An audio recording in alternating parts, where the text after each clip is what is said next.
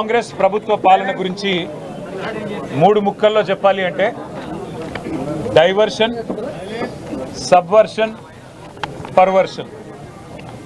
Attention divert చేయడం, తమ చేతగానితనాన్ని subvert చేయడం, అట్లాగే పర్వర్ట్ రాజకీయాలు చేయడం. మూడు ముక్కల్లో తేల్చాలంటే ఇదే ఈ రాష్ట్రంలో గత 2 సంవత్సరాలుగా జరుగుతున్న కాంగ్రెస్ పరిపాలనా తీరు. ఈరోజు నిజానికి ఫిబ్రవరి 1వ తేదీ ప్రతి సంవత్సరం కేంద్ర ప్రభుత్వం పెట్టే వార్షిక బడ్జెట్ ఫిబ్రవరి 1నే ప్రవేశపెడతారు. అట్లాంటి అతి ముఖ్యమైన ఈరోజు, ఎందుకంటే వీళ్ళకి తెలుసు 8+8 గుండు 0 అనేది కాంగ్రెస్ బీజేపీకి తెలుసు.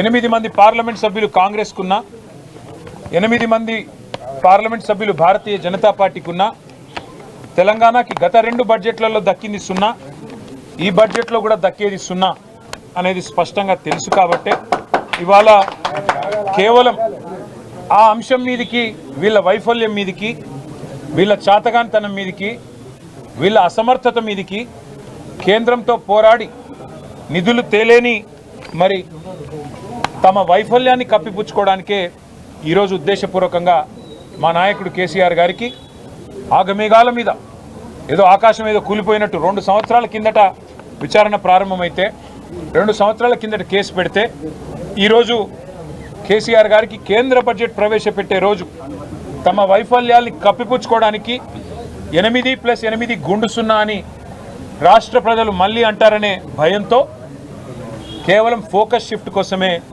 ఈరోజు ఇక్కడ కేసీఆర్ గారికి ఒక ఆదివారం పూట, అది కూడా విచారణ అని చెప్పి వారు ఎంబడబడ్డారు. నిజానికి ఈ సిట్ ఏదైతే ఉందో వారు చట్టాన్ని గౌరవించలేదు.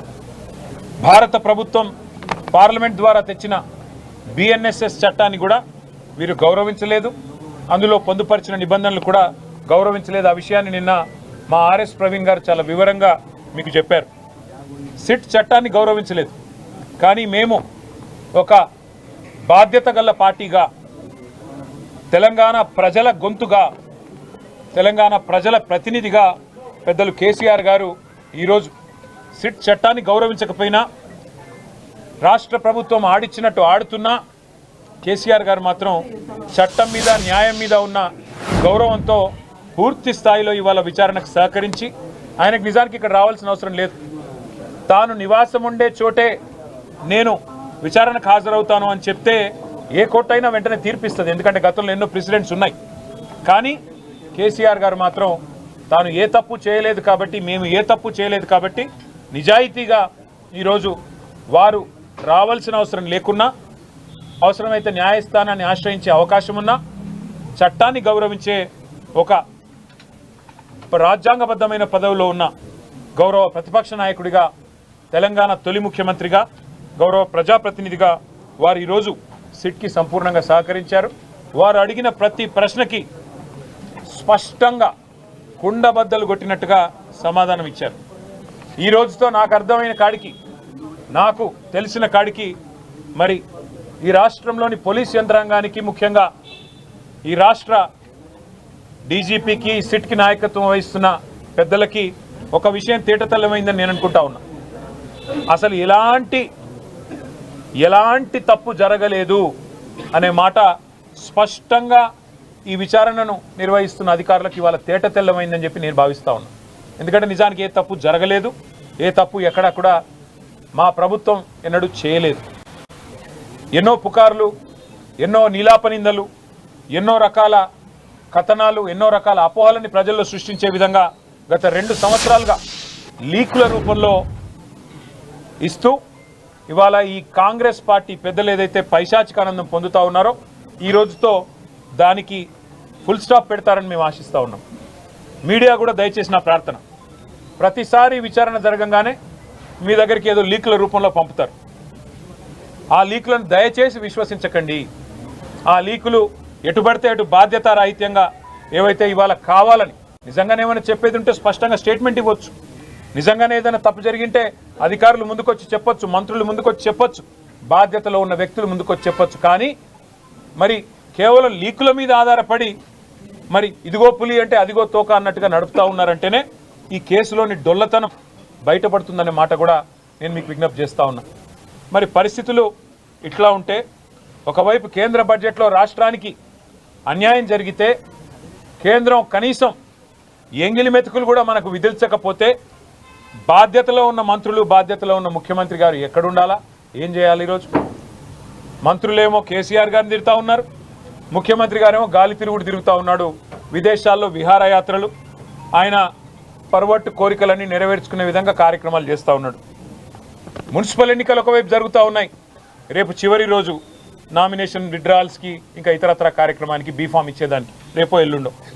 అలాంటి ఈ పరిస్థితుల్లో మున్సిపల్ ఎన్నికల్లో ప్రధాన ప్రతిపక్షంగా మేము ఎక్కడికక్కడ పోరాటం చేస్తుంటే క్షేత్రస్థాయిలో మా ఏకాగ్రతను దెబ్బతీయడానికి, ప్రజల అటెన్షన్ డైవర్ట్ చేయడానికి మళ్ళీ ఈ కాక్ అండ్ బుల్ స్టోరీ ఒకటి తయారు చేసి ఏదో జరిగిపోయింది వాళ్ళ కేసీఆర్ గారిని ఏదో విచారిస్తున్నారు, గ్రిల్ చేస్తున్నారు అంటూ కథనాలు వడ్డించి వార్చిన మరి ఈ ప్రభుత్వ అధికారులు, వారికి ఇవాళ ఇతోధికంగా ఆదేశాలు ఇస్తున్న కాంగ్రెస్ పార్టీ పెద్దలు చూస్తూ ఉంటే మాకు అర్థం కావట్లేదు.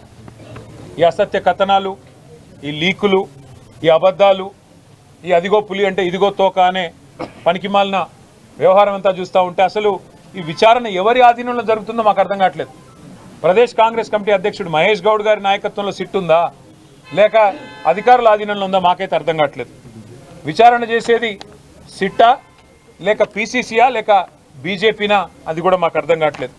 వాళ్ళ రాష్ట్రంలో ఎంత దయనీయమైన పరిస్థితులు ఉన్నాయంటే నిన్నటికి నిన్న హైదరాబాద్ నడిబొడ్డున కోటిలో సుల్తాన్ బజార్ పరిధిలో పొద్దున 8 గంటలకి తుపాకీతో కాల్పులు జరిపి లక్షల రూపాయలు దొంగలు ఎత్తుకొని పోయినా వారి గురించి పట్టించుకునే నాదుడు కానీ, ఈ రాష్ట్రంలో ఇంత దిగజారిన శాంతి భద్రతల గురించి పర్యవేక్షించేవాడు కానీ, సమీక్ష చేసేవాడు కానీ ఈ రాష్ట్రంలో ఎవరు లేరు.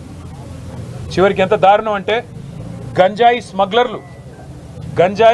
స్మగ్లర్లు ఈ రాష్ట్రంలో ఒక ఎక్సైజ్ కానిస్టేబుల్ను బండి ఎక్కించి ఆ అమ్మాయిని చంపేస్తే కూడా ఈ రాష్ట్రంలో అడిగే నాతుడు లేడు, పట్టించుకునేవాడు లేడు.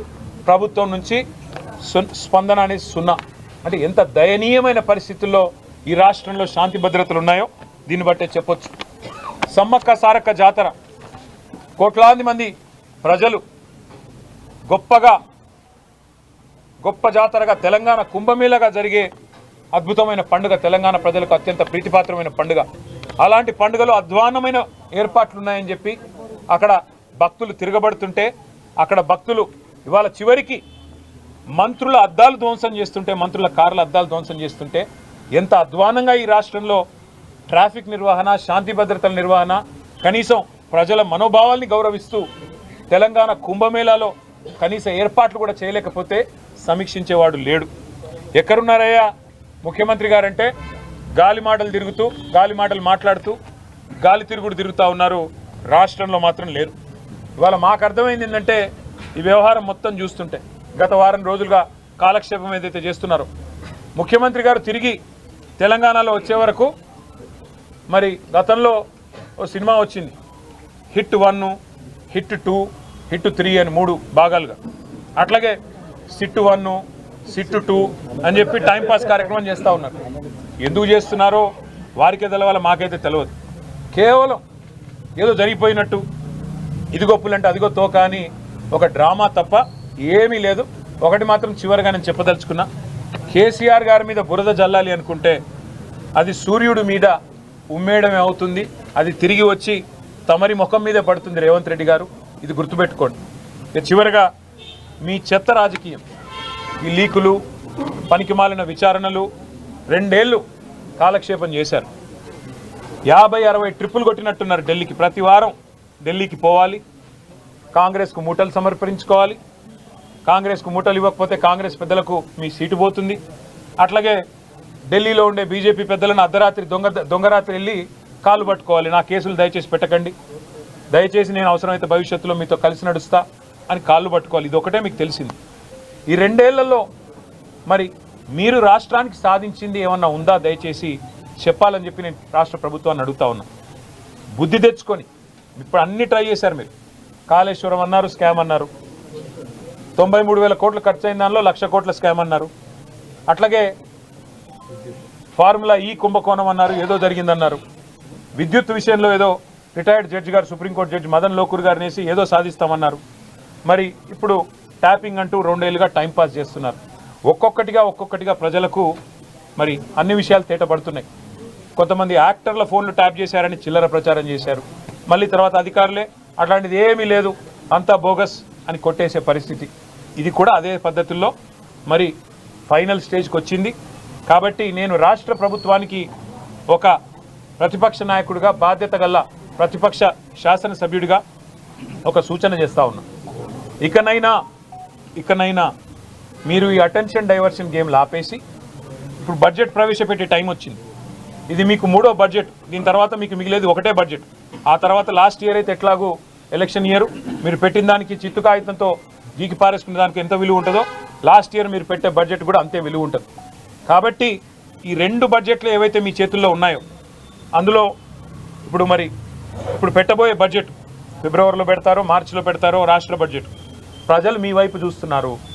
మీరిచ్చిన 420 హామీలు, బలహీన వర్గాలు మీ వైపు చూస్తున్నారు. 1,00,000 కోట్ల బడ్జెట్ అన్నారు, 2 బడ్జెట్లో మీరు 20,000 పెడతామన్నారు, ప్రతి బడ్జెట్లో పెట్టలేదు బీసీలకి. మరి ఈ బడ్జెట్లోనన్నా గత బడ్జెట్లు ఇది కలిపి ఒక 35,000 కోట్లు పెడతారా అని చెప్పి రాష్ట్రంలోని బీసీలందరూ చూస్తూ ఉన్నారు. 42% వాటా ఇస్తాం ప్రభుత్వ కాంట్రాక్టులు అన్నారు.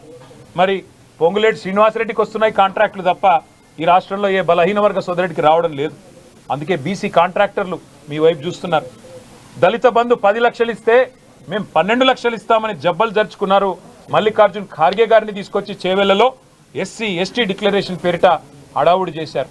మరి ఈ బడ్జెట్లోనన్నా అంబేద్కర్ అభయహస్తం పెట్టి రాష్ట్రంలోని దళిత గిరిజన బిడ్డలకి 12 లక్షలు ఇస్తామనేది అయితే మాట చెప్పారా, ఆ మాట నిలబెట్టుకుంటారా లేదా అని చెప్పి రాష్ట్రంలోని దళిత గిరిజన సోదరులు మీ వైపు చూస్తున్నారు.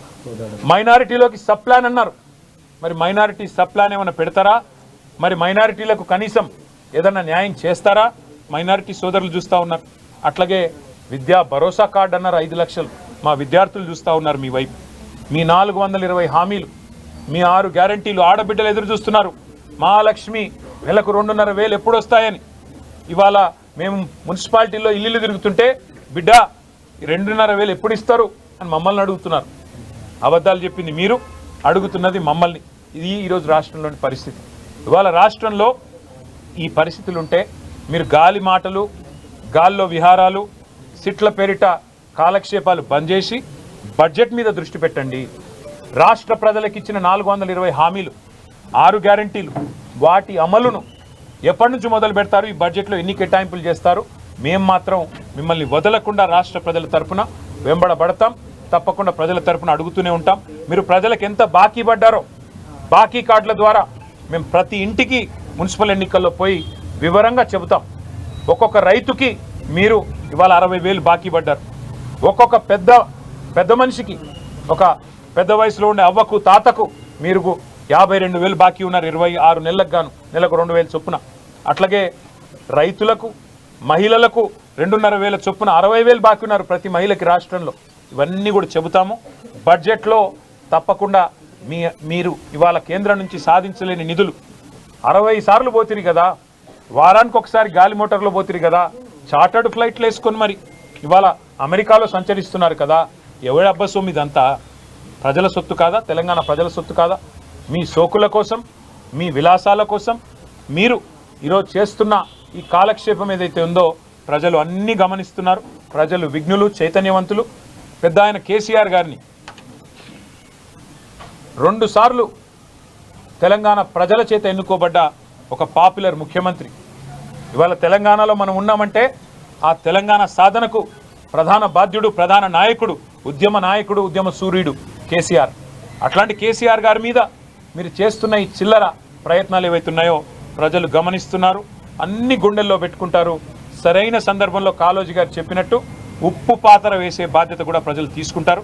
కాబట్టి మా నాయకుడు ఇవాళ ఇచ్చిన సమాధానాలతో సిట్టుకు అన్ని విషయాలు కూడా అర్థమై ఉంటాయి, తేటతెల్లం అయి ఉంటాయి. స్పష్టంగా ఏ తప్పు జరగలేదు, ఇదంతా కాలక్షేపం అని చెప్పి సిట్ అధికారులకు కూడా కళ్ళు తెరుచుకుని ఉంటాయని చెప్పి మేము భావిస్తూ, మరి పొద్దున్నుండి మీడియా కూడా పాపం చాలా ఇబ్బంది పడుతున్నారు. చాలా మిమ్మల్ని కూడా ఇబ్బంది పెట్టారు. 1000 మంది పోలీసులను పెట్టి మిమ్మల్ని నూకుతున్నారు, మా వాళ్ళని నూకుతున్నారు. అసలు 1000 మంది పోలీసులు పాపం ఆ కోటిలో దొంగతనాలు జరిగే కడవ 5గురున్నా దొంగతనాలు జరగవు. క్రైమ్ రేట్ పెరుగుతున్నది హైదరాబాద్లో, వాటి మీద సోయి లేదు. ఎక్సైజ్ కానిస్టేబుల్ను గంజాయి స్మగ్లర్లు తొక్కుతుంటే సోయి లేదు. ఆ 1000 మంది పోలీసులను అక్కడ పెట్టి రాష్ట్రంలో శాంతి భద్రతలు పరిరక్షించాలని కోరుతూ మీడియాకు కూడా ప్రత్యేకంగా ధన్యవాదాలు. ముఖ్యంగా ఉదయం నుండి మా కార్యకర్తలు గ్రామ గ్రామాన ఈరోజు గర్జించారు, గ్రామ గ్రామాన మరి తిరగబడ్డారు. ఈ ప్రభుత్వానికి బుద్ధి చెప్పే విధంగా గొప్పగా పోరాడారు. సోషల్ మీడియాలో మా సోషల్ మీడియా వారియర్లు, అట్లాగే గ్రామ గ్రామాన మా కార్యకర్తలు, అట్లాగే ప్రతి పట్టణంలో కదందొక్కి మోటార్ సైకిల్ ర్యాలీలు, అట్లాగే రాస్తా రోకోలు, ధర్నాలు, నిరసనలతో హోరెత్తించిన ప్రతి ఒక్కరికి చేతులు జోడించి హృదయపూర్వకంగా ధన్యవాదాలు తెలియజేస్తూ మరి మళ్ళొకసారి మీడియాకు కూడా ప్రత్యేకంగా ధన్యవాదాలు. నమస్కారం.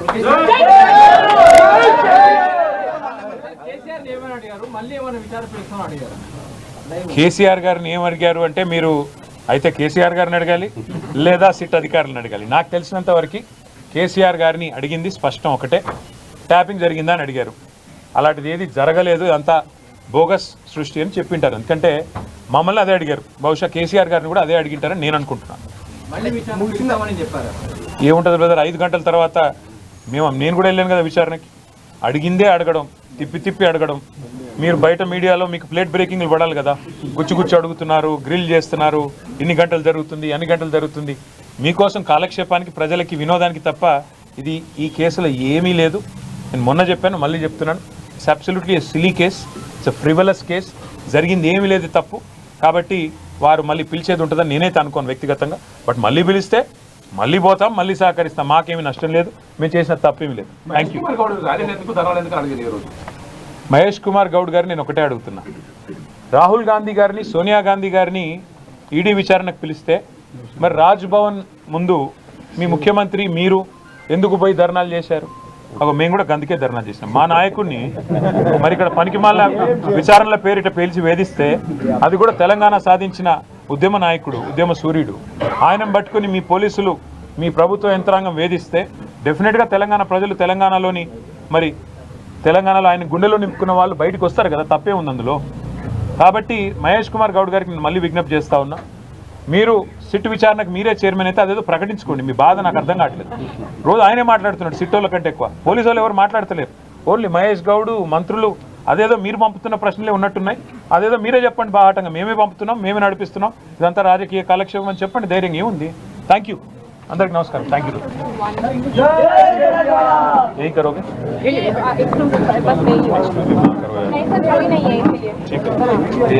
ये नहीं भी करने दो यार, 2 बार थक गए हम लोग.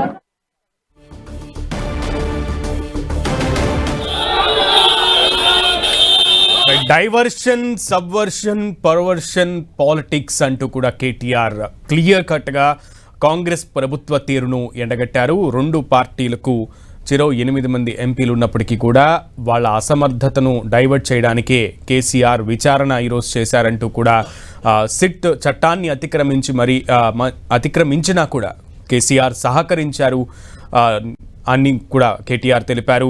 సో ఎవరు ఏమనుకున్నా కూడా తెలంగాణ ప్రభుత్వంపై కేటీఆర్ ఆగ్రహం వ్యక్తం చేశారు. ఎవరేమనుకున్నా కేసీఆర్కి ప్రజాదరణ పెరుగుతోంది, బీఆర్ఎస్ పార్టీకి ప్రజాదరణ పెరుగుతోంది అంటూ కూడా ప్రజలే సమాధానం చెబుతారు రానున్న రోజుల్లో అంటూ కూడా కేటీఆర్ తెలిపారు.